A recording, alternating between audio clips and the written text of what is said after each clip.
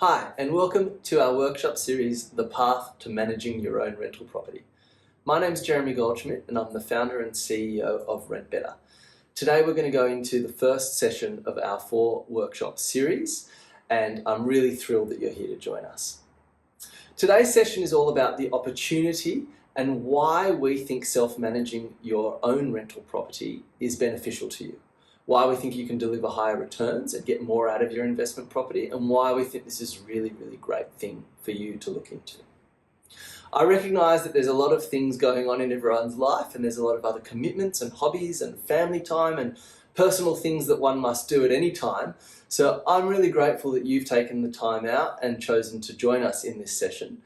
And in return for that, we'll aim to deliver really great quality content. We'll aim to keep the sessions direct and focused and make sure that there's something that's worthwhile for you.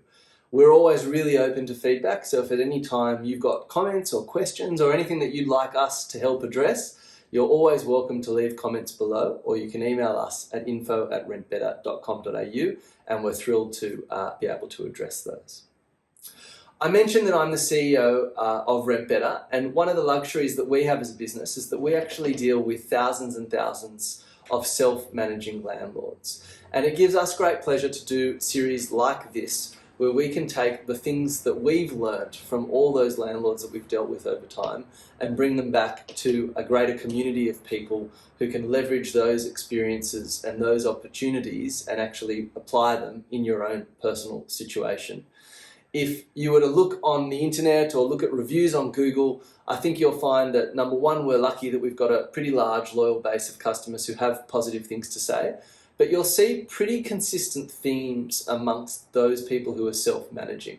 And what I mean by those themes is you'll hear people say things like, I didn't realize it would be this easy and I was able to actually just follow the processes. Things like, I feel really confident and I'm able to actually, if you like, stand on the shoulders of giants with the platform and follow the procedures and processes in place. So what we, I guess, want to say and what the outcome and the reason I say all of this at the beginning is that you're not alone. If you're an individual who's thinking about managing your own rental property or you're already doing it, it's not as if you're sort of sitting there in isolation. There are plenty of other people out there in the market who are doing this, and we'll go through a little bit of that in a moment.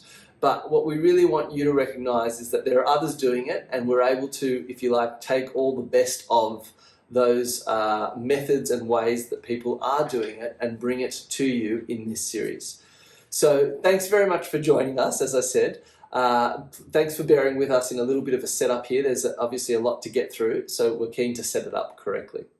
From my personal experience, I've been managing my own properties for about 15 years now, and really it was born out of an original experience which led me to sort of look at a management agreement and say, well, I think that I personally can do a better job. I care more about my property. I care more about the income and the return. And with a little bit of research and a little bit of effort, I believe that I too can actually manage my own property. And that sort of turned into a whole process of basically, well, what are the tools and the services and the access points that I'd need to make it better? And really that's a lot of what we want to bring to you today is, if you like, the sort of guides and cheat sheets and methods to doing that. So wherever you are in your journey, whether it's your first property that you're considering purchasing, whether you own a whole series of properties and you're a property mogul with a huge portfolio, we think that if return on investment, if cash flow from your property and from your investments is important to you, if actually getting more out of your investment property is important to you, then the content of this workshop series should be important to you. And as I said, we're really thrilled that you're here to join us. And we're really excited to get on with the content. So thanks very much for bearing with us on that setup. And now we're going to jump right in. So the first thing to look at is, what is the actual market for self-managing? As I mentioned a moment ago, you're not alone. There's a lot of people who are doing it. And we always go to, if you like, the core stats that we can use to understand the size of this market. And if you look at a 2017 number produced by the Australian Tax Office, they did a deep dive into rental income and those who are claiming rental income on their tax returns. And they basically came out, if you do a bit of analysis on their numbers, with a stat that would say about 27% of the market of those people who own rental properties or are claiming rental income are actually self-managing without an agent. If you look forward a few years to 2020, REA or realestate.com.au actually ran a survey, and they came out with a stat that said that 33% of the market, according to them, is actually self-managing their rental properties. Now, that is huge. Not only is that suggesting that a third of the market's already doing it themselves, but if you just look at the jump or the shift over time, right, that's obviously 6 percentage points, but if you look at the sort of annual growth rate or the compound annual growth rate attached to it, it's sort of 7% year on year that it's growing. And that would suggest, if you forecast it forward at the same rate, that by the sort of tail end of this decade, on those numbers alone, about half the market is likely to be self-managing their property. So again, I just want to hit on that point that as much as we believe what we're doing is innovative and new and creative here, there is also an element of people are doing it and the rate at which they're doing it is growing. And so it's really important, if you just pause for a moment and look at those numbers. Again, there's about 2 million landlords in this country with about 3 million rental properties. So about a third of them is a pretty big number of people who are doing it. And I guess the next question immediately comes up is, well, what are the drivers for this shift in behaviour? Why are people, or more people, sort of jumping on the bandwagon of self-management? And we think there's probably two really significant and major contributing factors. The first is technology and a general trend and a shift in consumer behaviour.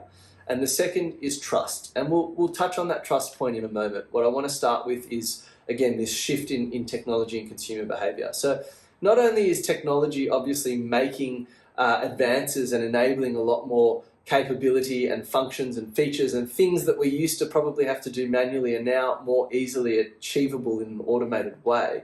But if you look at consumer trends, and let's pick up on something that everyone would be familiar with, which is an Airbnb or an Uber, for example. Now, when you think about the Airbnb and the Ubers many years ago, people thought it was absolutely crazy that you would go and order an unmarked, unknown car with a stranger in it to come and pick you up and take you to another place. Or instead of booking a hotel, that you would go and stay in a stranger's place in a foreign country or other part of this country.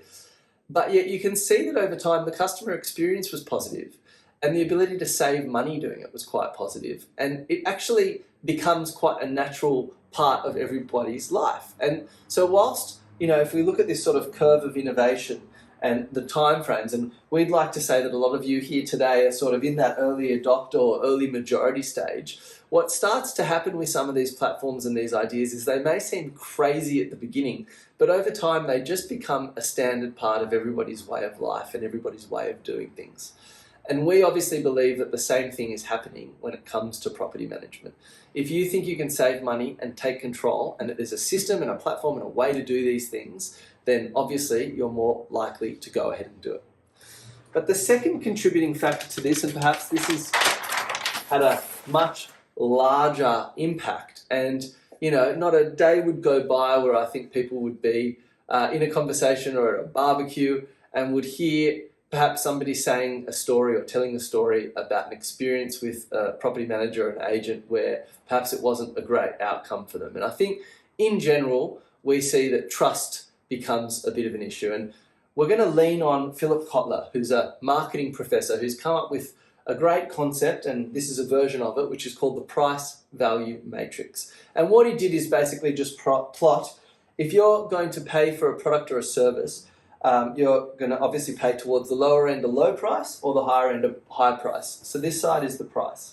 But when you pay that price, there's a value you derive from it. So you either get a low value or a high value.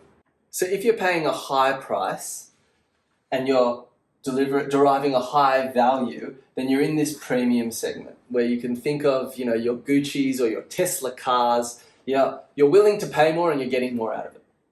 If you're in a sort of low price and a low value, it's sort of an economical solution or an economy, if you like. And if you think about something like Jetstar, where obviously you can pay the premium for Qantas, but you can get a low price and low value, you know what you're getting and you're therefore comfortable paying less for it. But these two boxes are where it starts to become a little bit tricky. So if we look at where you're getting a high value but paying a low price, arguably that's what everyone wants, and that's where you find an absolute winner. And we would sort of look at the Airbnb and Ubers as sort of fitting into this quadrant, because you're getting the thing that you used to get for a premium at a lower price and you're really thrilled with it and they just take off. When you're in low value and you're paying a high price, it's really not where you want to be. And people automatically start to think, well, this is a rip-off, right? Because you're paying for something and not getting what you want back in return. And we think that this is the starting point for trust issues, because it's at this point where I feel like I'm paying a high price and I'm paying too much for something, but I'm not getting what I want out of it, that I start to question the provider. I start to question, well, am I really doing the right thing? Because I feel like I'm being ripped off. So I guess for all of you out there, the first question to ask yourself is, where do you want to be in this matrix and where are you today? And if you're not in the right quadrant or you're not in the right spot, what action can you take to do something about it? So the second part which contributes to trust is, if you like, the perception of different industries and of different professions. And Roy Morgan, who many of you might know, they run fairly large, broad-based surveys of different consumer behaviours and thoughts over time. One of the things that they do is run the Images of Profession survey, or the Perceptions of Different Professions survey. And this is from a recent one where you see, a higher score obviously means greater level of trust and a greater perception of that industry. So nurses and doctors, particularly in a COVID and sort of pandemic environment, obviously score really high. People trust them, people like them. Teachers, naturally, helping the future of our society grow and develop, are going to score well. Police tend to get high results, and in Australia, maybe different to other countries and cultures, we're pretty respectful and pretty supportive of police. Politicians, again, you start to see towards the lower scores rank lower, and there's just a lower perception of police. When you get to the bottom two, right at the bottom here, you see car salesperson. Now, over time, in any number of TV shows or jokes, the sort of used car salesperson or the just general car sales tends to sort of bear the wrong end or the brunt of most jokes, because they're not trusted and they're thought of as someone, with slick back hair and shiny gold teeth and all the rest. And you see real estate agents and property managers sit right in above them. And over the 20 years that this survey's been run, the real estate agents have not really come off that sort of bottom or second bottom rung. They tend to just be down there. So not only do we see that there's a driver for the trust imbalance or the deficit against trusting them, but you see that it bears out in survey results as people sort of are asked or surveyed, what do they think of that profession? And so we think that's really important. As I said, there's two drivers of this shift. We think some of it's consumer behaviour and technology, and some of it's related to trust. And so what that really leads us to this conclusion of, if you're feeling that either of these two things are a pain point for you, then you got to do something about it. And what we want to talk about now is to start to talk about, well, what's the opportunity for you? What does it really mean if we say do something about it and start to consider self-managing? And so we've just drawn out here, again, we turn to the ATO, or to the Australian Tax Office, deep dive into rental income and rental properties. And what they did is they basically had an expense base for every property. What do people claim on their tax return as their costs and expenses for managing a property? And we've just looked across the whole market and categorised the expenses. We've used percentages here because it's a lot easier, obviously, to understand rather than absolute numbers. So if you were to think about what you spent on your investment property in the last 12 months, you might like to apply these percentages and just see, does that actually make sense to you? But these are the costs and the expenses. So I'm just going to run through them quickly.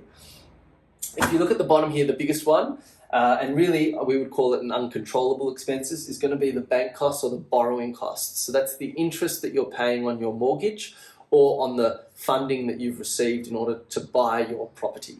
Now that comes in at about 45% on average.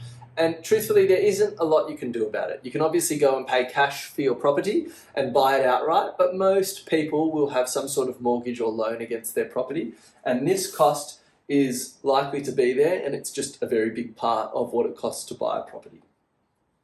The second category up, which is at 15%, is either your body corporate fees or your land tax fees. So depending if you've got freestanding or strata property, you're going to pay those. Yes, there's probably ways around the edges to minimise body corporate fees sometimes, but land tax, you're going to pay it. And so again, an uncontrollable fee, it's just there and part of the cost of ownership. Depreciation and capital expense, again, One could perhaps get some other tax advantages from depreciation or from capital expenditure, and depending on your property and its stage in the life cycle, that's going to be higher or lower. But again, we would sort of see that as a fixed cost that's not that controllable. So you get this sort of bottom three, you're already up at about the 75% mark of your expenses, not really that controllable. If we move up the stack a little bit, again, you're going to see council rates come in at about 3%, not really controllable. You've got to pay those council rates. Insurance, again, some people might say, well, I can negotiate, I can get a better deal. Oh, I don't even think I need landlord insurance. We would disagree respectfully. I think landlord insurance is a really important part of protecting yourself, your property, and making sure that you've spent all this money on this investment, and to make sure that you've got, if you like, a future nest egg for your property, insuring it and protecting it against certain events is a really worthwhile expense. So now you sort of start to get up the stack again. We're at 80+% here, not a whole lot you can do. When it comes to water and rates, this is the first one that's sort of probably a foot in both the controllable and uncontrollable. Some landlords, and depending on your metering and the actual setup of the property, are able to pass on that utilities cost. In some parts of the country, it's more common to do that than others. But so potentially there's a 3% water rates that you could pass on the cost of, but it still most likely and most commonly sits in that fixed expense base. So now we've got ourselves up here to about 83% of expenses that we'll just, for the sake of this exercise, call uncontrollable or fixed cost. Then we're going to get up into this top section here, and these really are the three that I want to talk about, because it comes in at about 17%. And we think that when we talk about this opportunity and the benefits of self-managing, it's this 17% that you're able to start to control and save on. So the first one, we're going to start at the top here.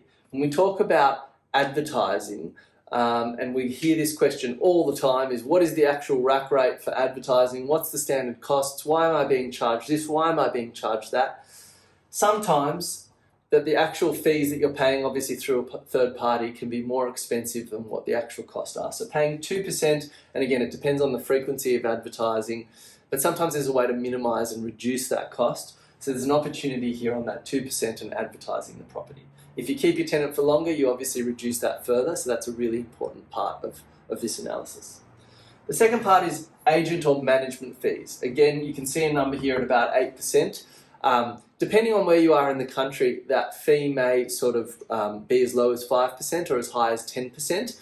It typically relates to the actual rental amount. So in some of the eastern states where rental prices are quite high, that percentage tends to come down a little bit, because the absolute number that you're paying is going to be a little bit lower when rent is high.